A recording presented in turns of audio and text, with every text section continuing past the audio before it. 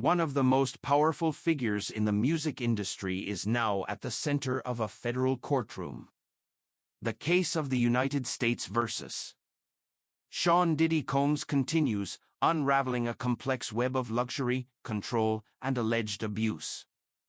As the 23rd day of the trial unfolds, startling new evidence emerges, including industrial quantities of personal lubricants, firearms with defaced serial numbers, and secret recordings that may turn the tide.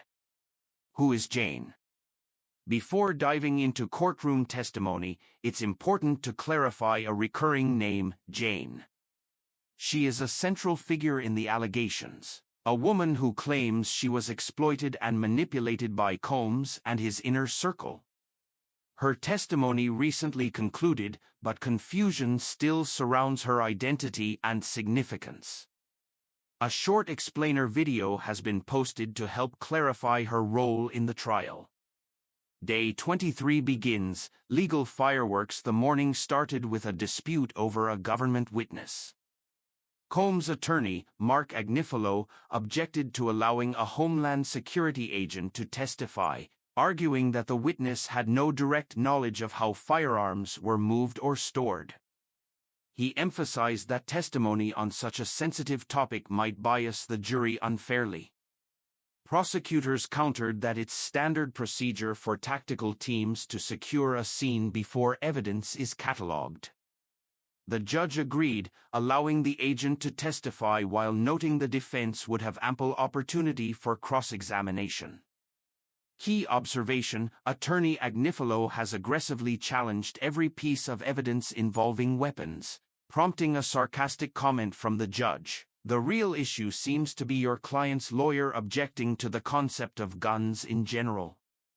Juror controversy. Disqualification debate. The next point of tension involved a juror whose eligibility was questioned by prosecutors.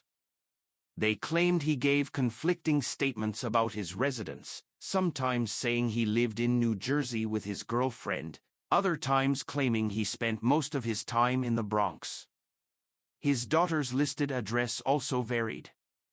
The judge noted that these inconsistencies could indicate an attempt to remain on the jury under false pretenses.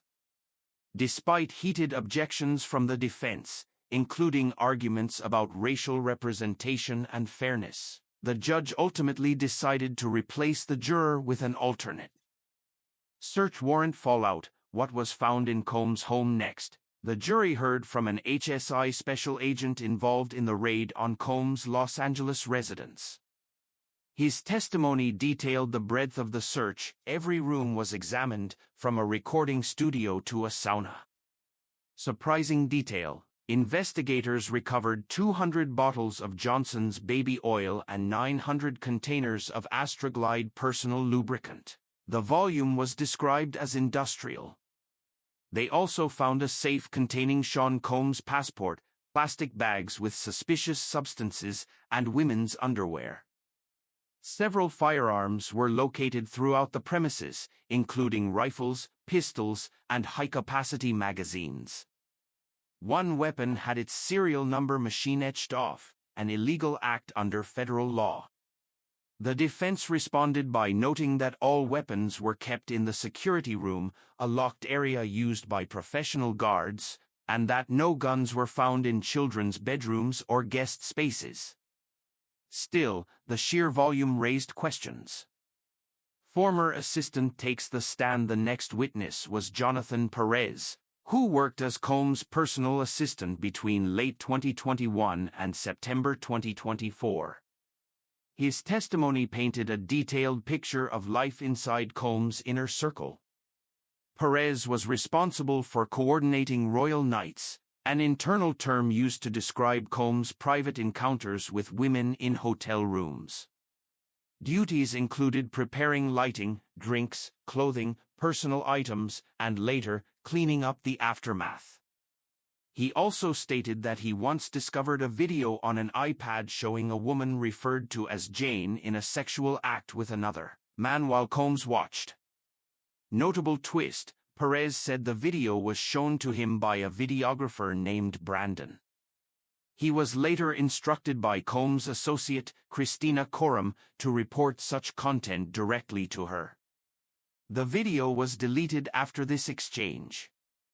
Perez also revealed involvement in purchasing controlled substances, referred to in messages as kittens. These were allegedly Xanax pills, paid for in cash sourced either from Combs' security detail or directly from a designer Gucci bag.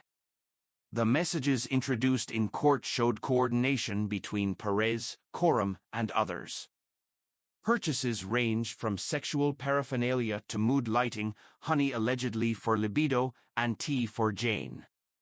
One text even shows Jane requesting these items personally. Defense pushback and cross-examination. On cross-examination, Combs' legal team focused on portraying Perez as a lower-level assistant with limited understanding of what was actually going on. They suggested that his tasks were personal favors, not evidence of any criminal conspiracy. The defense also emphasized that Jane appeared to be a willing participant and that Perez never witnessed force or coercion. The defense highlighted how Combs often delegated responsibilities and that Perez was not privy to high-level decisions. Perez admitted that most of the tasks he performed were personal and not directly tied to Combs' business activities. When asked about the presence of firearms, Perez stated he only ever saw them in the possession of hired security professionals. He added that Combs was a known public figure who had reasonable cause to protect himself. Secret hearing and the role of Christina Coram. Later that afternoon, the court temporarily cleared the room for a confidential discussion. The reason remains undisclosed, but when the public was allowed back in, the next topic of focus was Christina Coram. According to prosecutors, Coram not only helped coordinate hotel logistics but also had access to Combs' personal devices. She allegedly sent messages on his behalf and continued arranging royal nights even after becoming aware of possible exploitation.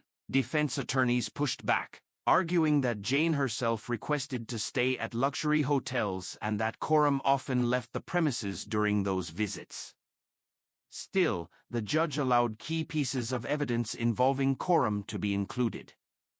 Final motions and what's next. As the day neared its end, the court addressed outstanding motions. One key video was ruled inadmissible due to its prejudicial nature and lack of evidentiary weight. Prosecutors then outlined their plans to conclude their case the following week. Expected witnesses include another assistant, Christina Sanker, a logistics aide named Brandon Napola, and one additional law enforcement official. Summary of Day 23, Firearms, Drugs, and Intimate Items confirmed as physical evidence. Assistant Jonathan Perez provided key testimony on Combs' lifestyle. Disputed juror was removed and replaced. Evidence linked to Christina Coram was admitted. Court nears the final phase of the prosecution's case. The case continues next week with more testimony expected and possibly more revelations. To be continued.